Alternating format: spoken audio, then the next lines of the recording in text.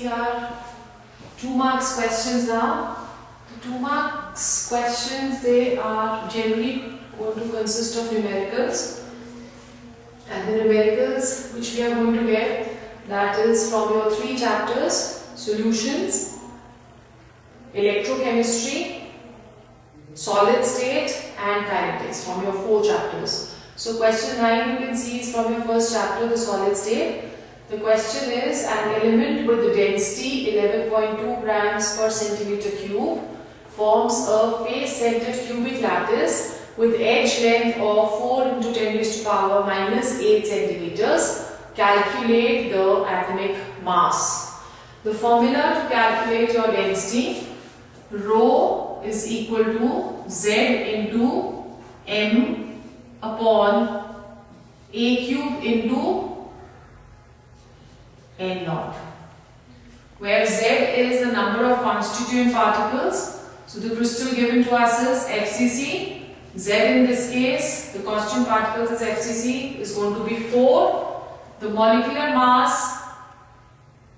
or the atomic mass has to be calculated. A cube is already given in centimeters, so there is no need of conversion. We have 4 into 10 raised to power minus 8 cube into your Avogadro's number 6.02 into 10 raised to power 23, and the density which is given over here is 11.2. Right? So let's do the calculations. 11.2, this is going to become 4 4s are 16, 16 4s are 64. 64 into 10 raised to power minus 24 into 6.02 into 10 raised to power 23 divided by 4. This is going to give us the atomic mass. So when you do your calculations over here, the atomic mass, that is coming as 107.91 grams. 107.91 grams. As in the question over here, your crystal is XCC. That is the reason why we have taken 4 for Z. The constant particles is FCC is 4. But if the crystal would have been BCC, Z would have been 2. Right? So this is how we are going to do our question. Put in the formula. Z into M upon A cube into M naught.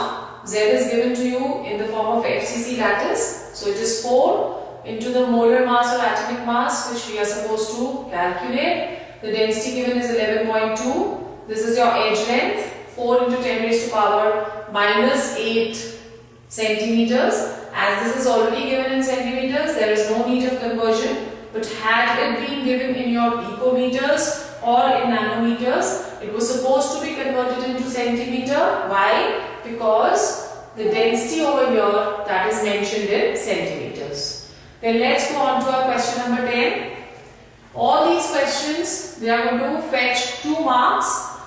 So question number 10 is, examine the given defective crystal. So when you are visualizing the crystal over here, we can see that from the crystal 1 cation and 1 anion, that is missing simultaneously. So the stoichiometric defect, that is going to be your Schottky.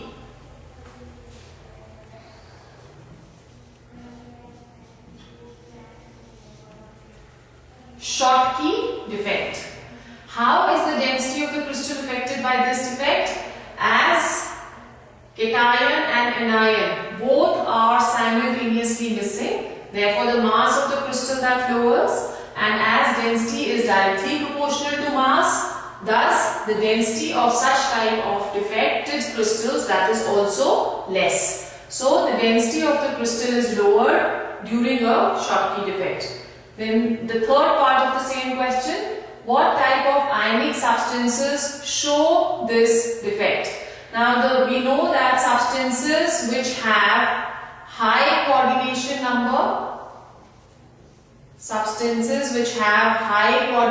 number, and number 2, in which the size of the cation and size of the anion, they are comparable.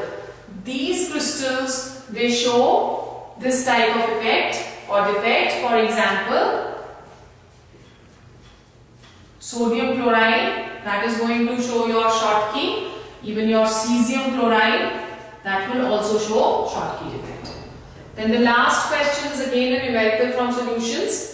The 11th question in this section. Calculate the mass of compound, molar mass is 256, to be dissolved in 75 grams of benzene to lower its freezing point by 0.48 Kelvin. Kf is also given 5.12 Kelvin kg per mole. So let's see what is the formula of the compound. We have, first in this case we have to calculate our delta Tf. Okay, so delta Tf, that is equal to Kf into Wb into 1000 upon Nb, which is the molar mass, into Wa. Okay, now in this formula your Kf is given to you 5.12, which is known as your molar depression constant. Wb we have to calculate. Nb is given to you as 256 and Wa, that is given to us as 75 grams. Let's put down the values. Kf is 5.12 into Wb, we have to calculate, right, into 1000 upon molar mass is 256 and Wa given over here is 75. Delta Tf is also given 0.48. So while calculating your Wb, your calculations should become something like this: 0.58 into 256 into 75 upon 5.12 into 1000. That is your Wb.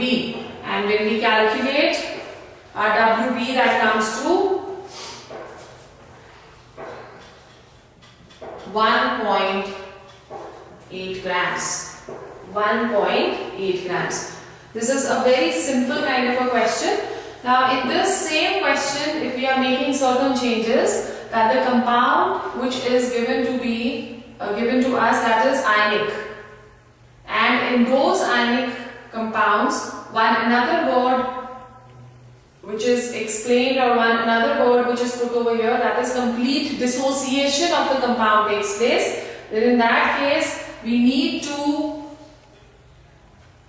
put down another factor before your colligative property, that is delta Tf is equal to number of moles into which your substance or the compound that dissociates, and into Kf into molarity. For example, if you are considering NaCl, your NaCl will dissociate as Na positive and Cl negative. So in this case the N that should be taken as 2. In case of calcium chloride, CaCl2, it dissociates as Ca2 positive plus 2Cl negative. So N, that is in this case going to be 3. Do not forget to put these numbers before calculating the colligative property if such kind of a question that is modified. Then we go on to our next question, question number 12. The question is, define an ideal solution and write one of its characteristics. Your question 12 of 2 marks. The question is, define an ideal solution and write its characteristics. We know that ideal solutions are those solutions which are going to obey the Reol's law. Those solutions which obey the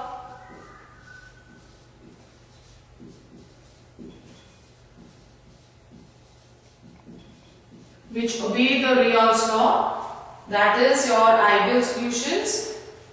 In these solutions, delta H mixing, that is going to be 0, delta B mixing, that is going to be 0, and the total pressure of both the components P, that is equal to PA naught into XA plus PB naught into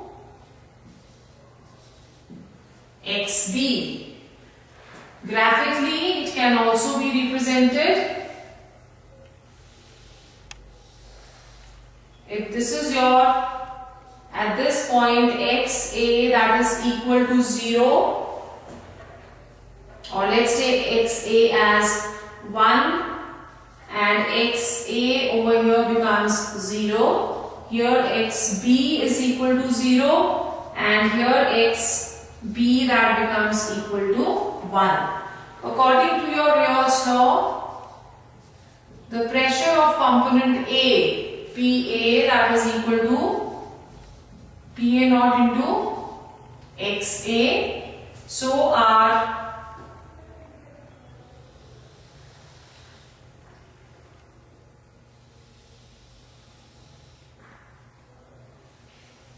graph comes to like this, where this line represents your PB, which is equal to PB naught into XB, as your XB is increasing from here to here, so its vapor pressure is also going to increase. Similarly, this is your PA is equal to PA naught into XB, and this line represents the total pressure P, which is equal to PA plus PB. So this is how this question has to be attempted. Then your question number 13, that is also of 2 marks. The 13th question is, write 2 differences between order of the reaction and molecularity of a reaction.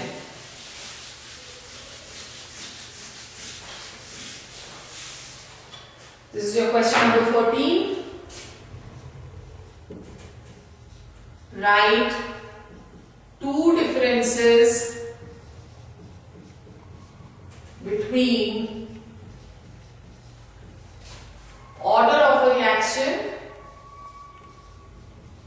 and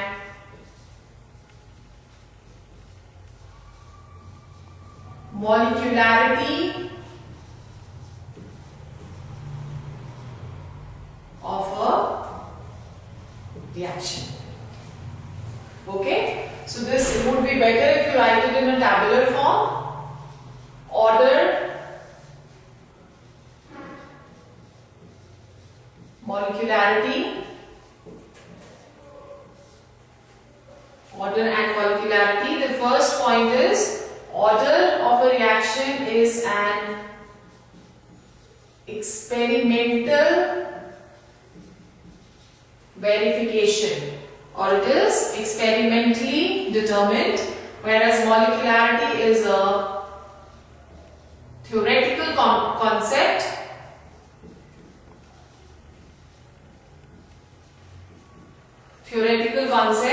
In case of order of a reaction, the order may be 0 or fractional as well, whereas your molecularity can never be 0 or fractional. Can never be 0 or fractional because it is the number of molecules which are colliding simultaneously to bring about the reaction. So this is your question number 13. Right? So this is how it is always better to write the tabular form rather than writing it in graphs, paragraphs.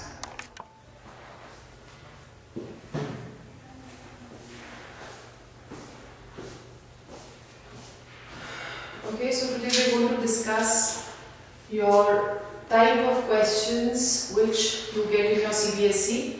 That is the first sample paper which I want to discuss today. That is your sample paper 1. In your CBSE sample papers, we have questions of 1 mark, 2 mark, 3 marks and 5 marks. In this first section, we are going to discuss the 8 questions pertaining to 1 mark. Right? So let's go on to our first question today. Give one example each of oil in water and water in oil emulsion. So oil in water emulsion, we know that we have one dispersed phase and the other one which is the dispersion medium. So oil in water, the dispersed phase, that is going to be oil, and the dispersion medium, that is going to be water. So an example which we can take over here for your oil in water, that is milk. Milk is an example, and another example which we can take, that is vanishing cream. Vanishing cream is another example of your oil in water type of emulsion. The second is water in oil. Now in water in oil emulsion, water is going to be the dispersed phase and oil is going to be the dispersion medium.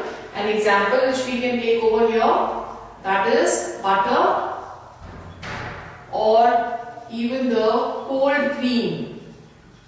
Cold cream is an example of your water in oil. The second question, which of the following is a more stable complex? This is a question from coordinate chemistry. The first complex in which ammonia is the ligand. Now ammonia is a monodentate ligand, right? And in the second one, ethylene diamine, that is your ligand, which is a chelating ligand. Chelating means it is forming claws with cobalt. Always the ligand which has a chelating effect, or it can bind with the central metal atom with more claws, that is going to be a more stable complex. So over here your ethylene diamine cobalt, that is your tris ethylene diamine cobalt ion. This is a more stable complex because ethylene diamine, that is a chelating agent, and ammonia, that is a monodentate ligand. Then the next question, give the IUPAC names of the following compounds. CH3, CH, OH, CH2, COOH. We can see over here that there is a terminal functional group which is the oic acid. So your numbering starts from here. 1, 2, 3, 4. At the third position, a substituent is present, which is your hydroxy group. So the name of this compound, that is going to be 3-hydroxy, 3 hyphen capital letter hydroxy pentanoic acid. Pentanoic acid. COOH is the oic group. Right? Then your next question, question number 4. Which reducing agent is employed to get copper from leached low-grade copper ore? Which reducing agent is employed to get copper from leached low-grade copper ore? Now, leaching, it is a process in which ore is treated with suitable reagents that dissolves ores but not the impurities. So, the solution containing copper can be reduced with the help of reducing agents such as iron, scrap and the reduction of your copper ore, of your copper that can take place with this. It is a 1 mark question. We do not have to go into many details. Even if we write just the name of the reducing agent, that would be sufficient to fetch you 1 mark. Then question number 5. Which of the following isomers are more volatile? Orthonitrophenol or paranitrophenol? We are aware of the fact that your paranitrophenol that has intermolecular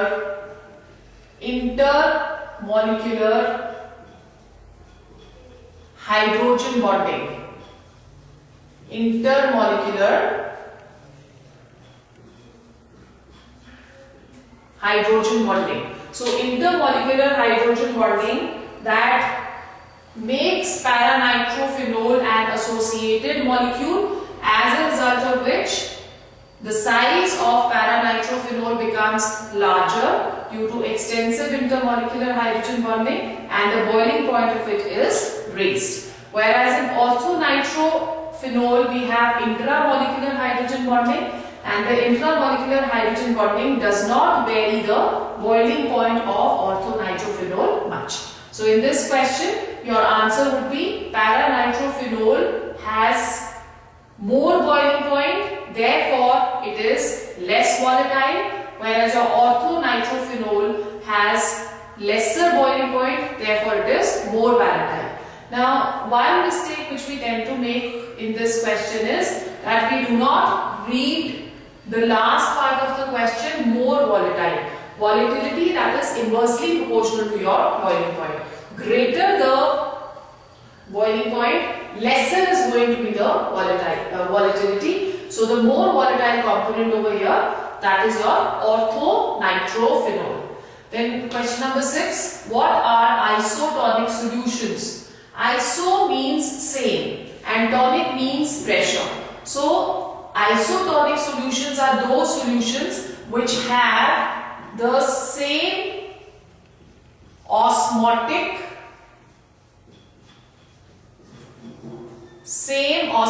pressure.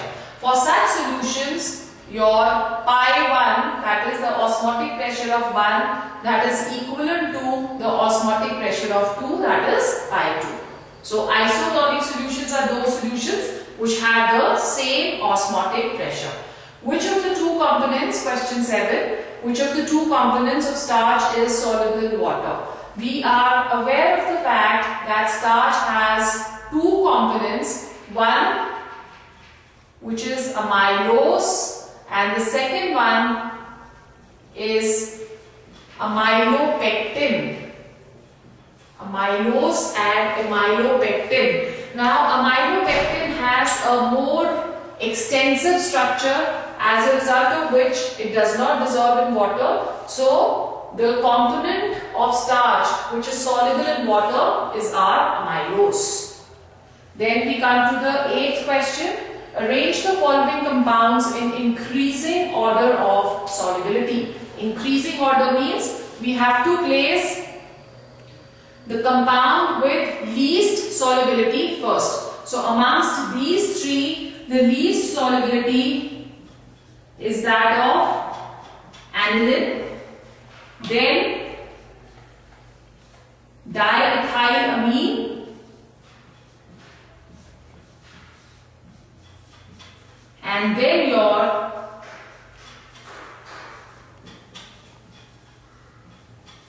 methylamine, right? Let's see the reason as, your ethylamine. The reason behind this is again the hydrogen bonding. More extensive the hydrogen bonding, greater is going to be the boiling point. When we are comparing diethylamine and we are comparing ethylamine, in this case, because of two hydrogens which are present over here in your ethylamine, the hydrogen bonding is going to be more as compared to diethylamine. So your ethylamine has a higher boiling point. When we consider aniline, in case of aniline, the non-polar part has a greater size. C6H5, the phenyl group, it has a greater size. As a result of the greater size of the non-polar part, it is the least soluble amongst all of these. So these are your 8 questions of 1 mark each, and your words should not exceed more than a line or 2, because you need to save time also, so it should not go above 2 lines. Try and make the answers short and sweet. Short and sweet, but it should give us the entire information about the question.